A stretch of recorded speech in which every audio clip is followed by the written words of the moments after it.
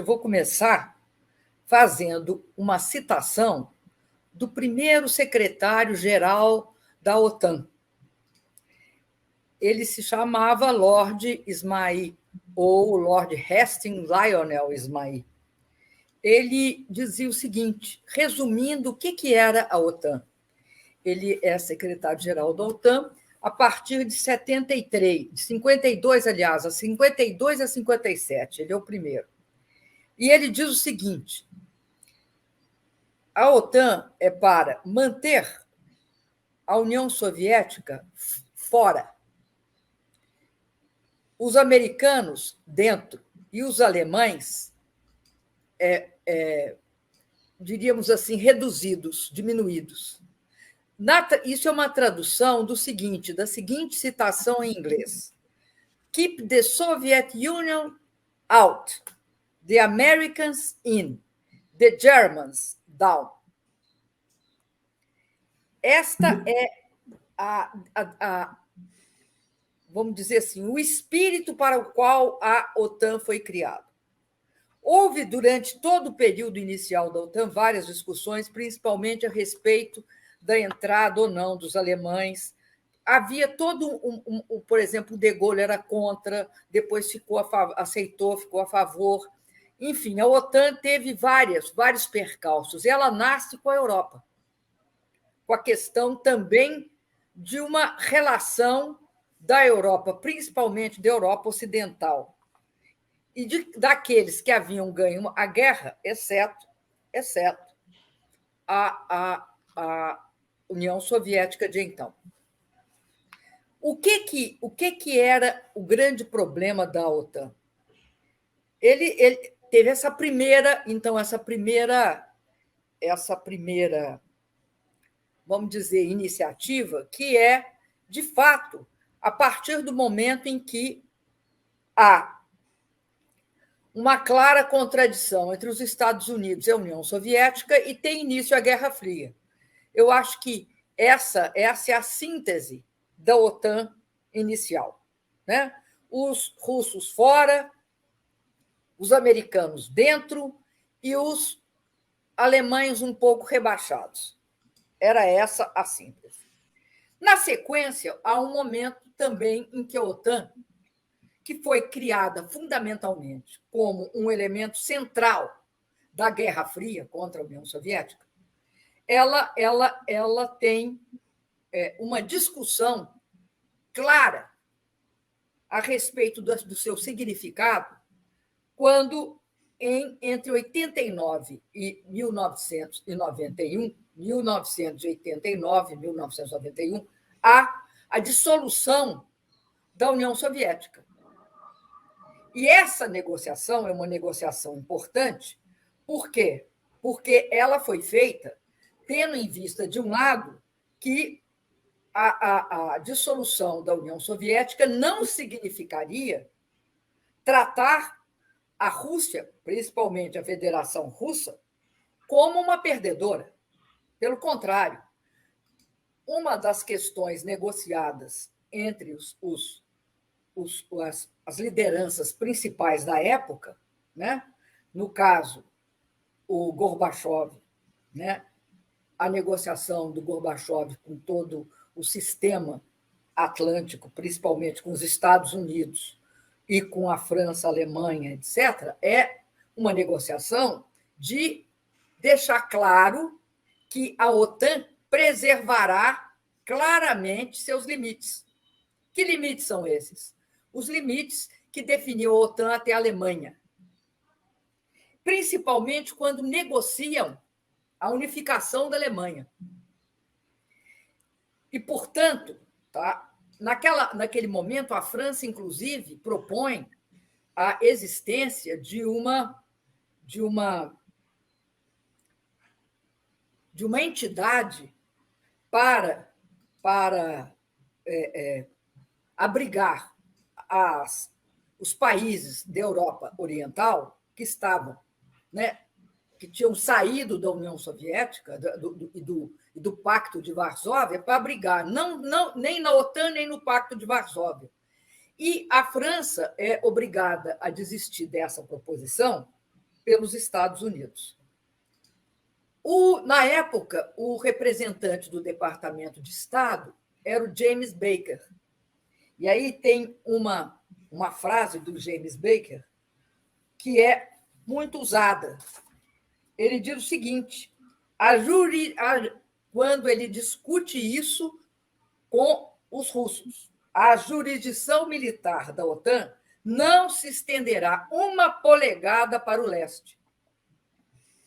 Portanto, quando é que começa essa tensão que já resultou na Geórgia, já resultou na Crimeia e agora está resultando na Ucrânia?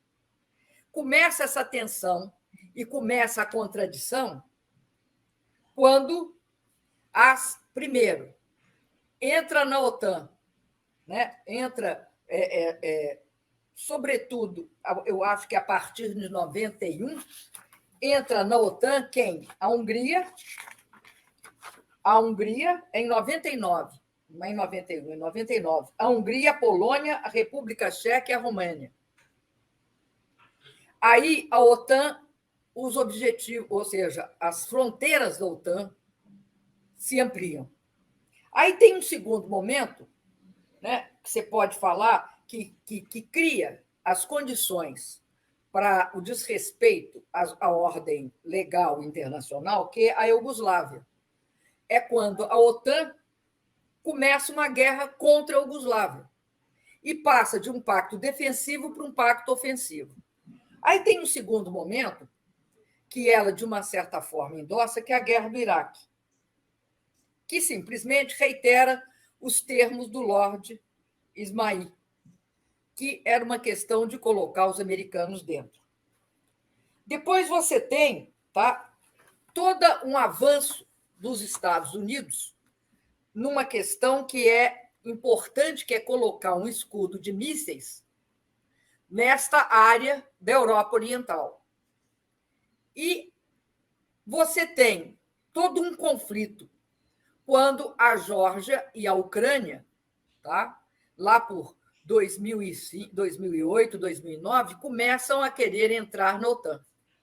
Aí tem a invasão em 2008 da Geórgia pela Rússia, o reconhecimento da Ossétia do Sul e da Abcásia, e depois você tem as revoluções coloridas, que vão ensejar a Crimeia. É a queda do Yanukovych que vai ensejar a Crimeia. E aí, neste momento, eu acho que há até uma presença maior da Europa tentando um acordo de paz, que é os acordos de Minsk, que resultam, entre 14 e 15, de uma proposta. Vamos discutir, vamos resolver essa questão, que é uma questão grave. A simultaneidade dos acontecimentos tolda um pouco a nossa visão, mas, olhando daquele momento e de hoje, é perceptível claramente que fazem parte de uma mesma, as chamadas revoluções coloridas, que, no caso específico, tanto da Ucrânia quanto da própria Turquia, tem componentes muito similares ao nosso, principalmente aqueles componentes de ligar denúncias de corrupção e, ao mesmo tempo, movimentações da extrema-direita ucraniana, que são partidos, inclusive, fascistas, grupelhos fascistas que vão, e hoje está claro que os Estados Unidos patrocinaram, e que são responsáveis pela queda do Yanukovych. Qual é o problema do Yanukovych? Por que fazem esses movimentos contra ele? Porque ele tinha a possibilidade de assinar 2 pactos, um com a União Europeia e outro com a Rússia. E ele ficou em dúvida. E, nesse tempo que ele ficou em dúvida, como acham que ele vai assinar pró-Rússia, é que começam a solapá-lo. Então, eu acho que tem similaridades. Aliás, é do estudo das revoluções coloridas, principalmente a da Ucrânia, da Praça Maidan, que sai toda a teoria de guerra híbrida. A mais recente é com aquele teórico chamado Coríbico, que mostra o nível de interferência no processo de destituição do Yanukovych, o nível de interferência desses grupos locais, né, ultradireita, juntamente com a participação dos Estados Unidos, principalmente da NSA, a National Security Agency, que passa a ser um complemento da CIA para a desestabilização de governos. Isto ocorreu, isso tem várias, né, isso é possível se detectar. E você diria que, desculpa só interromper aqui, essa guerra híbrida, a Revolução Colorida na Ucrânia, é a origem da crise atual? Vamos dizer assim, o golpe de Estado na Ucrânia explica o que está acontecendo hoje? Eu acho que o golpe na Espanha, Ucrânia. Na Ucrânia, ele tem a sua origem tanto nessa questão interna, que é uma ruptura, uma grande ruptura institucional na Ucrânia.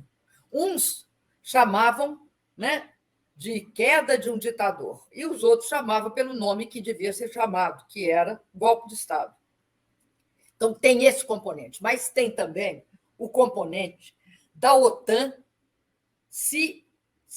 vamos dizer assim, se dirigindo para leste. O fato da OTAN ampliar suas fronteiras para leste foi considerado um grave equívoco pelo teórico da Guerra Fria. O mais importante funcionário do Departamento de Estado na questão da Guerra Fria chamou-se George Kennan. É dele o conhecido telegrama, aquele que mostra por que os Estados Unidos têm de montar uma contenção e um cerco da União Soviética. Esse senhor, chamado George Kennan, ele aponta a questão da ampliação dos limites da OTAN para leste como um grave equívoco. Ele diz o seguinte: a ampliação da OTAN será um erro fatal da política americana, o pior erro, desde o final da Guerra Fria. Por quê? Porque ela vai relançar uma atmosfera de Guerra Fria nas relações leste-oeste e orientar a política externa russa numa direção que não corresponde verdadeiramente a nossos desejos. Ou seja, ele assinalava essa questão que eu estou dizendo, que a ampliação da OTAN para leste ela é gravíssima. Tanto é assim, qual é a proposta russa atualmente? Qual foi a proposta russa apresentada? A proposta russa é muito clara. Primeiro, ela quer o congelamento oficial da ampliação da OTAN para leste, que é a retirada das tropas ocidentais dos países da Europa Oriental, e que é o repatriamento das armas nucleares americanas implantadas na Europa. Esses são os três pedidos que, né, a Rússia reitera sistematicamente desde 99, 98, 99. São pedidos justos, na sua opinião? Na minha opinião, principalmente a não ampliação das fronteiras do OTAN para leste, respeitando os acordos realizados anteriormente, é fundamental para qualquer proposta de paz. Porque, cá entre nós, não há uma situação que possa ser resolvida militarmente nesse conflito entre a Rússia e a Ucrânia. Por que eu te digo isso? Porque, primeiro, é uma temeridade, uma reação militar por parte da OTAN e dos Estados Unidos. É uma temeridade porque é aquela situação que ninguém ganha. Todos perdem. Então, a solução, tá, vai ter de ser diplomática. Vai ter de ser a busca de critérios para construir a paz. E para você construir a paz, você tem de entender profundamente o que levou a esse conflito. Porque, senão, a paz se torna simplesmente uma palavra vazia. Quem quiser a paz tem de entender o que está em jogo. Então, vamos ver a questão. Eu queria relativizar uma questão, a questão das sanções. É verdade que as sanções realizadas contra a Rússia, a Federação Russa, pós-14, eu assisti esse momento das sanções. É fato que, ao longo desse período, atingiu profundamente a economia russa, porque a economia russa cresceu só 8% nesse período. Desculpa, 8%. Desculpa, 0,8% a taxa de crescimento. Falei 8% de forma errônea, é 0,8%. Se a economia internacional, no período, cresceu 3% em média, tá? Até antes da pandemia, você veja que a Rússia sofreu bastante. Mas a Rússia, ao mesmo tempo, que teve um corte bastante significativo nas suas relações com o Ocidente, ela procurou alternativas. Ela era uma grande importadora de matérias, de produtos alimentícios já elaborados, como laticínios e outros. Ela passou a fazer isso internamente numa espécie de substituição de importação, porque, de uma certa forma, as sanções funcionaram como uma espécie de protecionismo. Mas, como ela não podia ficar só fechada em si, ela importava muitos produtos manufaturados, principalmente da Alemanha, ocorreu um dos fatos geopolíticos mais importantes: a aproximação da Rússia com a China. Então, o segundo país com maior capacidade militar se uniu ao segundo país com maior perspectiva de crescimento econômico, que pode virar a primeira economia do mundo até 2030. Então, essa junção entre a Rússia e a China é produto direto das relações interrompidas da Rússia com a Europa, notadamente a Alemanha. E isso vai significar muito também em termos energéticos, porque a Rússia vai mudar um pouco da sua rota de gás para a China. E também, tá, a Rússia vai começar um processo de se fortalecer para poder enfrentar futuras sanções. Desde 2014 é certo. Tanto é assim que, naquela época, em 2014, mais ou menos, eu me lembro, a Rússia tinha algo como uns 200 bilhões de reservas de moedas fortes. E a maioria era em dólar. Hoje tem 620 bilhões e com uma perspectiva de crescimento acelerado desses 620 bilhões, inclusive pelos próprios efeitos do aumento do preço do petróleo. O chamado preço, a partir do qual, se o petróleo subir, a partir do qual a Rússia lucra, e lucra muito, é $42. Se o petróleo for a 100, você só imagina que o lucro, passa a ser de 58, se eu não me engano. E aí você tem uma situação que a gente tem de discutir. A Rússia também mudou. O que ela mudou? A composição dessas reservas. Antes ela era em dólar, agora é assim. Isso segundo o Financial Times.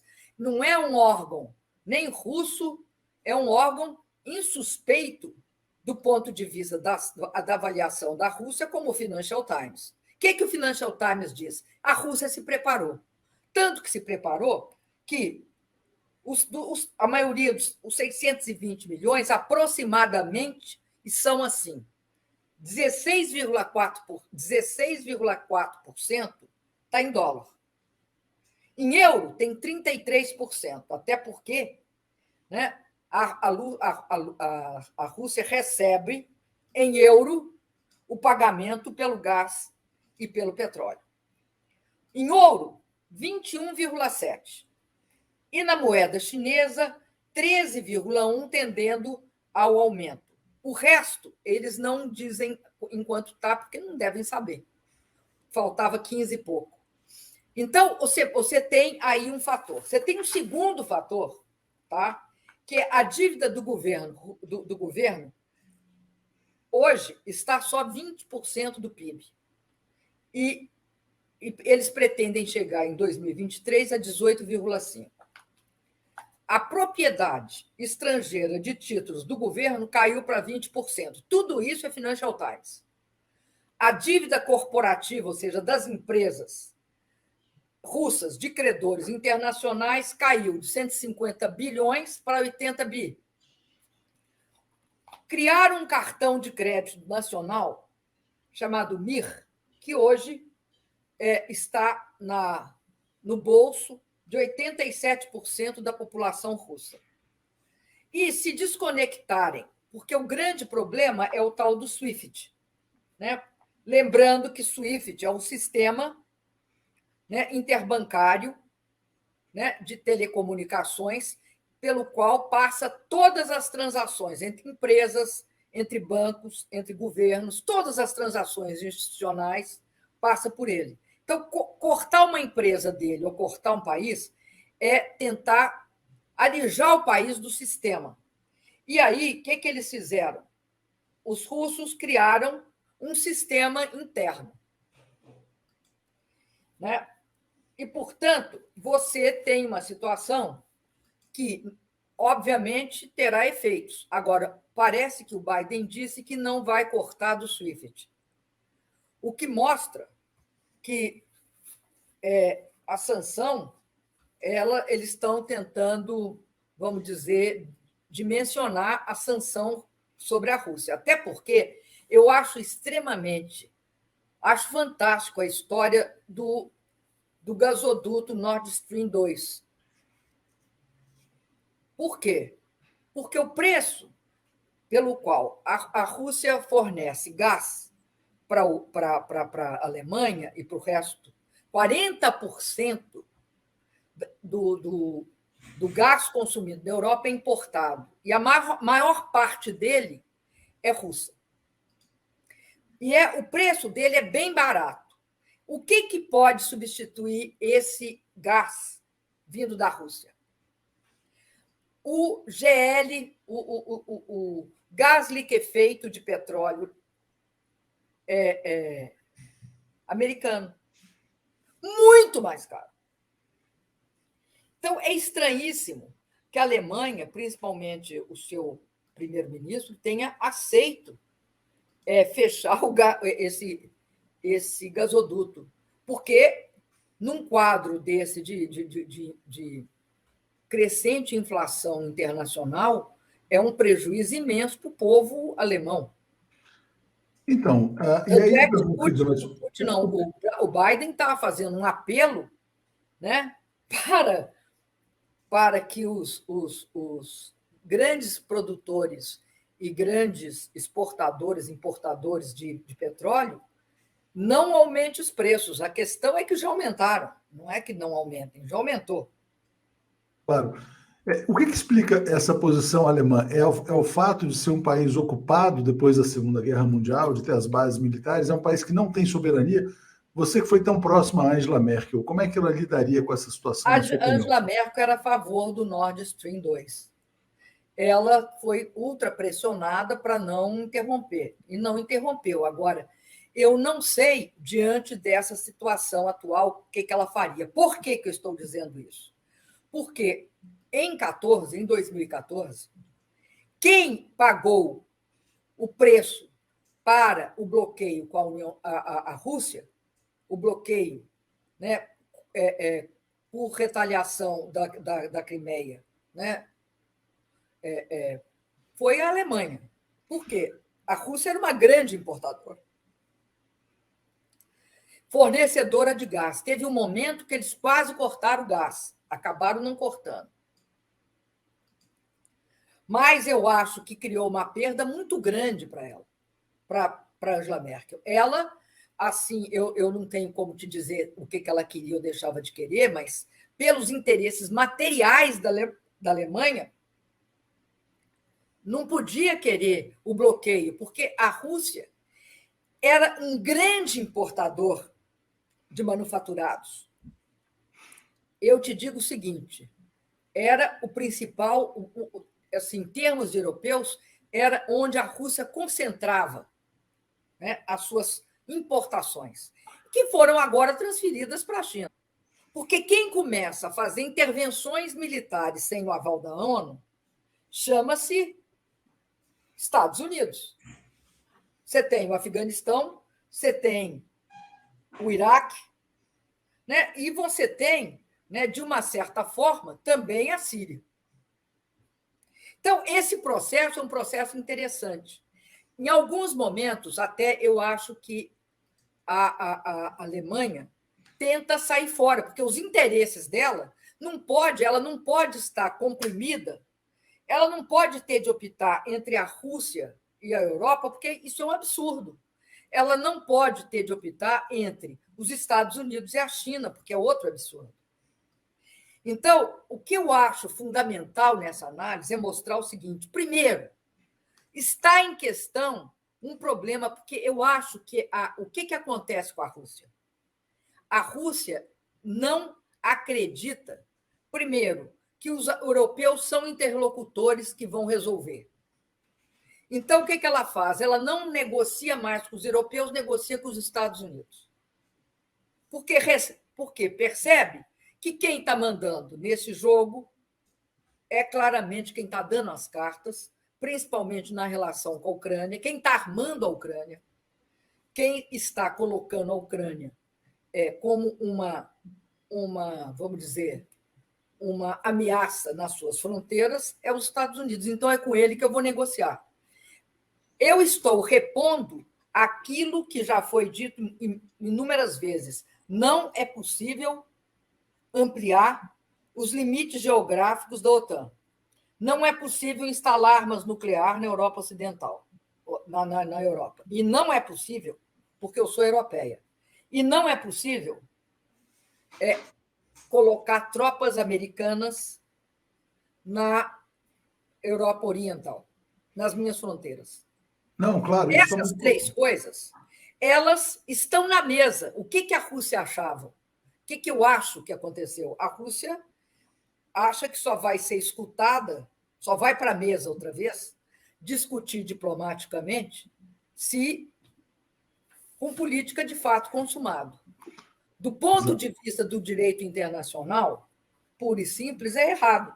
Mas do ponto de vista dos interesses da Rússia, hoje, é a única alternativa que ela viu. Por isso é que eu acho que, a partir de agora, vai ter de discutir quais são as soluções.